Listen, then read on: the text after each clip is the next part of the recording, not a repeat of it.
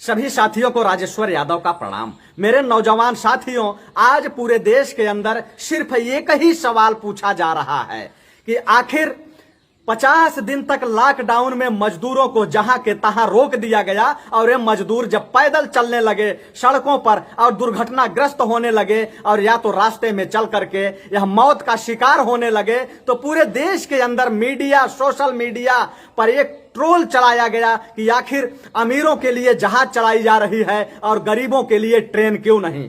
तो सरकार का जब कानों में जू रेंगी तो उन लोगों ने स्पेशल ट्रेन को चलाना शुरू कर दिया और जैसे ही स्पेशल ट्रेन चलती है एक साथ 40-40 ट्रेन रास्ता भटक जाती हैं। जाना है जौनपुर तो चली जा रही है उड़ीसा, जाना है बिहार तो चली जा रही है आरएसएस के मुख्यालय नागपुर, जाना है उनको दिल्ली तो पता चली कि चली जा रही है उत्तराखंड। यानी कि अगर देश की 40-40 ट्रेन एक साथ अगर बेपटरी हो जाए तो शर्म आनी चाहिए देश की रेल को चलाने वाले को और देश की सत्ता संभालने वाले को। लेकिन इस पर आश्चर्य नहीं होना चाहिए आप लोगों को, क्योंकि जो लोग आज सत्ता में बैठे हैं ये खुद भटके हुए लोग हैं।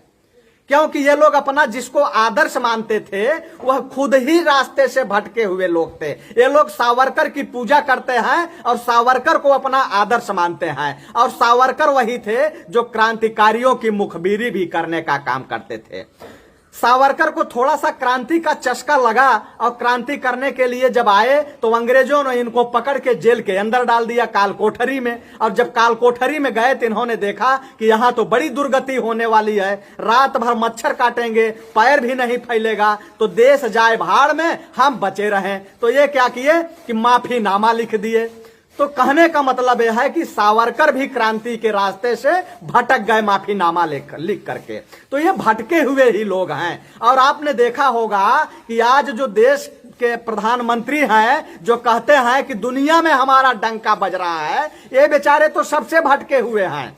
इनकी जैसे ही शादी होती है 3 साल के बाद ये बीबी को छोड़ करके घर से भटक जाते हैं, और उसके बाद जब ये पीएम की कुर्सी पर बैठते हैं तो रात दिन पानी पी करके पाकिस्तान को गाली देते थे, रात दिन गाली देते थे। और लेकिन जैसे ही पीएम की कुर्सी पर बैठे तो ये बेचारे दिल्ली का रास्ता भटक करके पाकिस्तान चले गए नवाब शरीफ के यहाँ बिरयानी खाने, वहां बिरयानी खा करके आ गए। और उसके बाद उस चीन को, जिस चीन को हमेशा ये मीडिया कहती है कि ड्रैगन भारत को आंख दिखा रहा है, ड्रैगन भारत को आंख दिखा रहा है, ड्रैगन भारत की जमीन को कब्जा कर लिया, यही प्रधानमंत्री जी भटक के चले जाते हैं चीन में और वहां के राष्ट्रपति को झूला झूलाते हैं। तो ये भटकना इनका पुराना रिश्ता रहा है, भटकाव से इनका बहुत गहरा नाता है। और आज जो ये ट्रेनें भटक गई हैं तो आप लोगों को समझ जाना चाहिए कि भटके हुए लोग न तो देश चला सकते हैं, न तो रेल चला सकते हैं और न तो सत्ता चला सकते हैं।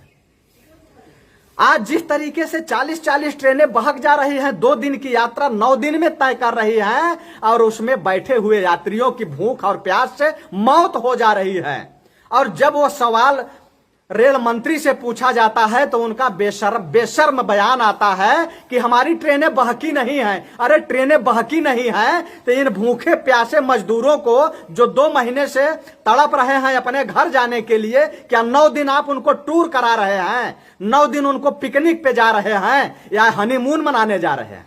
बताइए आप कि क्या वो हनीमून मनाने जा रहे हैं? और जब उनकी ट्रेनों में मौत हो जाती है तो क्या कहते हैं ये लोग कि उसको दिल की बीमारी थी, वो तो पहले से बीमार था। अरे जब दिल की बीमारी थी, पहले से बीमार था, तो आप लोगों ने कहा था ना कि ट्रेन में बैठाने से पहले हम लोगों का मेडिकल चेकअप करेंगे। तो आपने कौन सा चेकअप किया? क्या आपके डॉक्टर भी बेपटरी हो गए थे? वो भी भटक गए थे कि इधर मेडिकल जांच कर रहे थे और उनका दिमाग कहीं और था, नागपुर मुख्यालय पर तो नहीं था। तो ये जो है बहुत ही गए गुजरे लोग हैं। ये न देश चला सकते हैं, न सत्ता चला सकते हैं, न रेल चला सकते हैं। ये तो शुक्र था कि कांग्रेसियों ने इनको पटरी पर चलती हुई ट्रेन दे दिए थे और जो बड़ी आसानी से ये 6 साल चला लिए। अब 2 साल जैसे ही ट्रेन बंद हुई 2 महीने के लिए, 2 महीने के लिए जैसे ट्रेन बंद होती है, फिर जब ये चलाते हैं तो वो बेपटरी हो जाती है, रास्ता भटक जाती हैं। तो इसलिए आप लोग ये समझ सकते हैं कि इन लोगों ने नौजवानों को भटका दिया है। आज वही नौजवान लिंचिंग कर रहा है, यही लोगों को गालियां दे रहा है, नेहरू को, गांधी को, सारे लोगों को गाली दे रहे हैं। और यही प्रधानमंत्री जी गांधी को माला पहनाने का काम कर रहे हैं। तो ये ऐसे लोग हैं कि इनसे आप लोग अपेक्षा नहीं कर सकते। ये देश को बेपटरी कर दिए हैं तो रेल कौन सी बड़ी बात है।